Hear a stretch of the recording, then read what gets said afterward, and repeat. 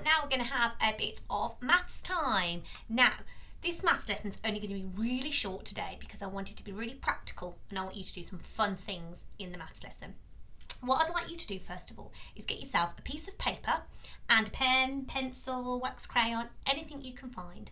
And I would like you to easy peasy have a go at practicing writing your numbers all the way up to 10. So I've just got myself a piece of paper and I'm just going to quickly write my numbers to 10.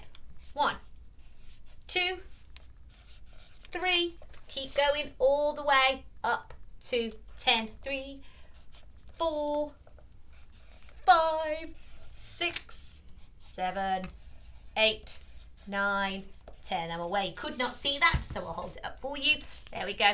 There are my numbers. It's always good to keep practicing how to write them.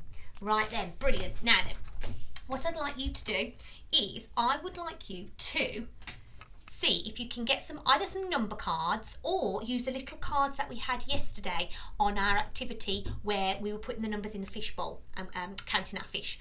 And I'd like you to see if you can hide those numbers 1 to 10 around your house, and I would like you to get a grown-up or your brother, your sister, anybody who lives in the house with you, and I'd like you to see if you can get them to find your numbers from 1 to 10. Or you can use those ones that you've written and cut them up, hide them, get them to find them and see if they can bring them back to you in the right order. So they've got to find 1 first and then bring that back.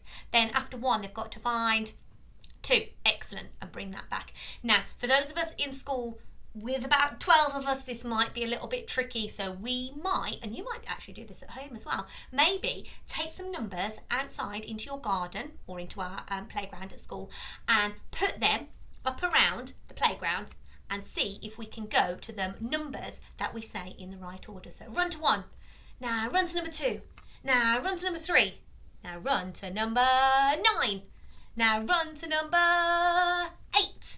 Like that. So see 2 different types of games. Game number 1, hide some numbers and get your grown-up or somebody in your house to bring them back in the right order. Game number 2, stick some numbers up outside or around the house if it's raining. In fact, if it's raining, you can still do this outside.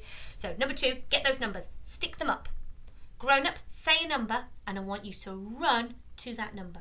They can be in the right order or we can do them in the different order. So you could just say run to number 8.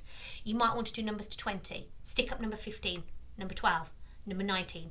Run to number 15, go! Make it a race. Who can get to number 12 first? Who can get to number 17 first?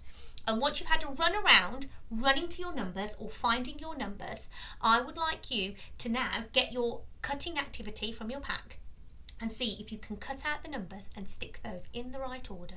Maybe to 5, maybe to 10, or maybe from 1 all the way up to 20 if you feel like a bit of a challenge yourselves this morning.